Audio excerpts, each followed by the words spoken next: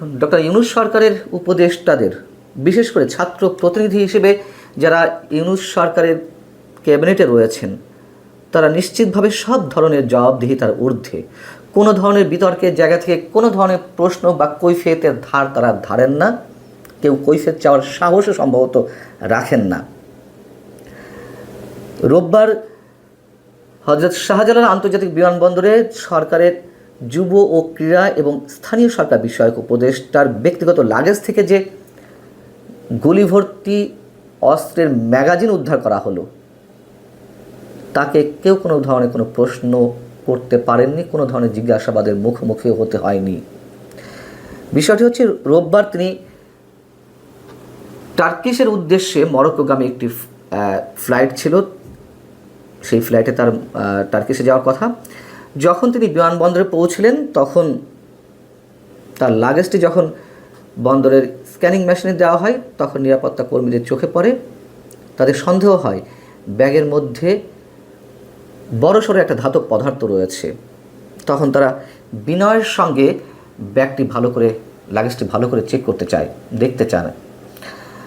তো আসিফ মাহমুদ সজীব ভুঁইয়া নীরব ভূমিকা পালন করেন, অথবা তাদেরকে অনুমতি দেন না দিয়ে তো উপায় নেই। তখন লাগেজটি খুব ভালো করে চেকিংয়ের পর ম্যানুয়ালি তারা সেখান থেকে গুলিভর্তি অস্ত্রের একটি ম্যাগাজিন উদ্ধার করেন। তারা তো কিংকর্তব্য বিমূঢ় হয়ে পড়লেন। ডাকা হলো ঊর্ধ্বতন কর্মকর্তাদের, তারা ছুটে এলে কি হবে? কিছুই না। হঠাৎ করে একজন সম্ভবত সচিব পদমর্যাদার এক ব্যক্তি সেখানে উপস্থিত হলেন, সব কিছু তড়িঘড়ি করে নিজের নিয়ন্ত্রণে নিলেন এবং ওই গুলিভর্তি অস্ত্রের ম্যাগাজিনটিও তিনি নিজের জিম্মায় নিলেন, নিজের হেফাজতে নিলেন। আসিফ মাহমুদ সজীব ভুঁইয়া বীর দর্পে বিমানে উঠে পড়লেন, আর ওই সচিব পদমর্যাদার ব্যক্তিও বিমানবন্দর ছেড়ে চলে এলেন। এই ঘটনায় তাকে কেউ কোনো ধরনের প্রশ্নও করেনি, জিজ্ঞাসাবাদের কোনো প্রয়োজনীয়তা অনুভব করেনি, অথবা প্রয়োজনীয়তা অনুভব করলেও সেই সাহস তাদের ছিল না জিজ্ঞাসাবাদের। যদিও আসিফ মাহমুদ সজীব ভুঁইয়ার পক্ষ থেকে একটি অজুহাত দাঁড় করানো হয়। কী অজুহাত? যে আমি ব্যস্ততার কারণে আমার ব্যাগ থেকে এই ম্যাগাজিনটি সরাতে ভুলে গিয়েছিলাম। বিমানবন্দর এলাকায় একজন মন্ত্রী পদমর্যাদার ব্যক্তির লাগেজে এই ধরনের গুলিভর্তি ম্যাগাজিন পাওয়া যাবে, সেটা আমরা খুব স্বাভাবিকভাবে নিয়ে নেব। আর সরাতে মনে ছিল না, আচ্ছা ধরে নিলাম সরাতে মনে ছিল না, ঠিক আছে, ভুল হতেই পারে। আমরা ধরে নিলাম যে এটি বৈধ অস্ত্র, ধরে নিলাম, কিন্তু তার তো একাধিক নিরাপত্তা কর্মী রয়েছে, অস্ত্রধারী নিরাপত্তা কর্মী রয়েছে, নিয়োগ দেওয়া থাকে মন্ত্রীদের জন্য, তাদের নিরাপত্তার জন্য। তাকে কেন ব্যক্তিগত অস্ত্র নিজের রাখতে হবে? কি কারণে? অনেক বড় প্রশ্ন। এবং এ বিষয়ে সিভিল অ্যাভিয়েশন কর্তৃপক্ষ বা বিমানবন্দরের নিরাপত্তা বিভাগ কোনো ধরনের আনুষ্ঠানিক কোনো মন্তব্য করেনি, এমনকি স্বরাষ্ট্র মন্ত্রণালয়ের পক্ষ থেকেও কোনো বিবৃতি দেওয়া হয়নি। কি বিবৃতি দিবে? এর আগে যত সরকারের মন্ত্রীরা ছিল বা আমরা দেখেছি, তারা কি কখন নিজের পকেটে অস্ত্র রাখতেন, নিজের লাগেজে অস্ত্র রাখতেন? নিরাপত্তা কর্মীরাই তো নিয়োজিত থাকেন তাদেরকে যে কোনো দুর্ঘটনা থেকে রক্ষা করার জন্য। আমাদের মনে রাখা দরকার, আসিফ মাহমুদ সজীব ভুঁইয়া এর আগে কিন্তু নিজের মুখে একটি টেলিভিশন চ্যানেলকে বলেছিলেন সাক্ষাৎকারে, 5 আগস্ট শেখ হাসিনা সরকার যদি পতন না ঘটতো, শেখ হাসিনা যদি দেশ ছেড়ে চলে না যেতেন, তাহলে তাদের প্রস্তুতি ছিল সশস্ত্র বিপ্লবের। অস্ত্রের মজুদ ছাড়া তো সশস্ত্র বিপ্লবের বিষয়টি মাথাতেই আনা যায় না। সেই অস্ত্রগুলো কোথায়? যদি আমি আসিফ মাহমুদ সজীব ভুঁইয়ার নিজের বক্তব্যের কথা বলছি, তাহলে তারা প্রস্তুতি ছিল তো তাদের, তাহলে সেই অস্ত্রগুলো কোথায়? এবং পুলিশের যে অস্ত্রগুলো লুট হলো, আইন শৃঙ্খলা রক্ষাকারী বাহিনী কি একটা অস্ত্র উদ্ধার করতে পেরেছে? সব বাদ দিলাম। এই আসিফ মাহমুদ সজীব ভুঁইয়া তিনি তো কম বিতর্কে জন্ম দেননি এই 10 মাসে।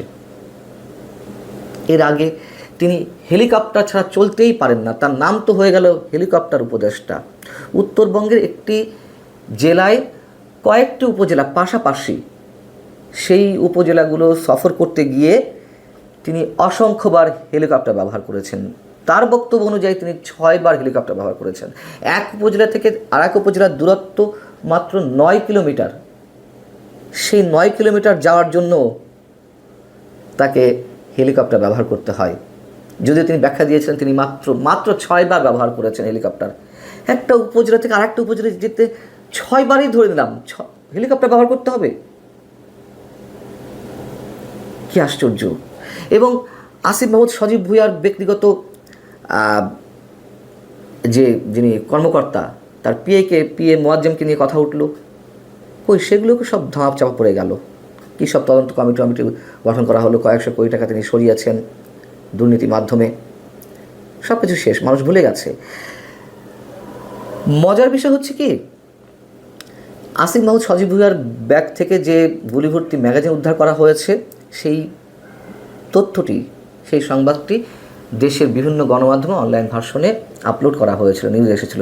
পরবর্তী দেখলাম তার অনেকগুলো গণমাধ্যমই সেই নিউজটি সরিয়ে নিয়েছে। কেন? কিসের ভয়ে? কার চাপে? জানি না আমরা। আসিফ মাহমুদ সজীব ভুঁইয়ার বাবা ঠিকাদারি লাইসেন্স করেছে স্থানীয় সরকার মন্ত্রণালয়ের, সেটি নিয়েও নানান ধরনের কথা হলো এবং পরবর্তীতে তিনি দুঃখ প্রকাশ করেছেন। একের পর এক অসংখ্য এই ধরনের ঘটনা ঘটে যাচ্ছে, কোনো ধরনের জবাবদিহিতা নেই। সাংবাদিকরা যখন সাহস করে 2-1 জন প্রশ্ন করেন, হয়তো কিছু একটা বলার চেষ্টা করেন, আবার অনেক সাংবাদিকের তো প্রশ্ন করতে গেলে চাকরিও থাকে না। এদিকে আমাদের নতুন বাংলাদেশ দিবস বাতিল করা হয়েছে। প্রধান উপদেষ্টা ডক্টর মোহাম্মদ ইউনূসের অনেক স্বপ্ন ছিল যে এরকম একটি দিবস ঘোষণা করা হবে, যে নতুন বাংলাদেশের জনক সম্ভবত তিনি হবেন, তাকে ঘোষণা করা হবে। কিন্তু তার নিয়োগকৃত ছাত্ররা তার বক্তব্য অনুযায়ী যখন প্রচণ্ড প্রতিবাদ করলো, তখন বাধ্য হয়ে সরকারকে সেখান থেকে পিছু হটতে হলো। কি একটা অসাধারণ বিষয়! প্রজ্ঞাপন জারি করা হলো 8 আগস্ট নতুন বাংলাদেশ দিবস। এমন এক বাংলাদেশ আমরা নতুন পেয়েছি যেখানে মপতন্ত্র ছাড়া আর কিছুই নতুন কিছু আসেনি, এটি মানুষের অভিযোগ। এবং এই ছাত্র উপদেষ্টা চাইলে তো ডক্টর মোহাম্মদ ইউনূসকে সরিয়ে ফেলতে পারে, প্রমাণিত সত্য। তিনি সহজে এই ছাত্র উপদেষ্টাদের বিরুদ্ধে কিছু বলেন না।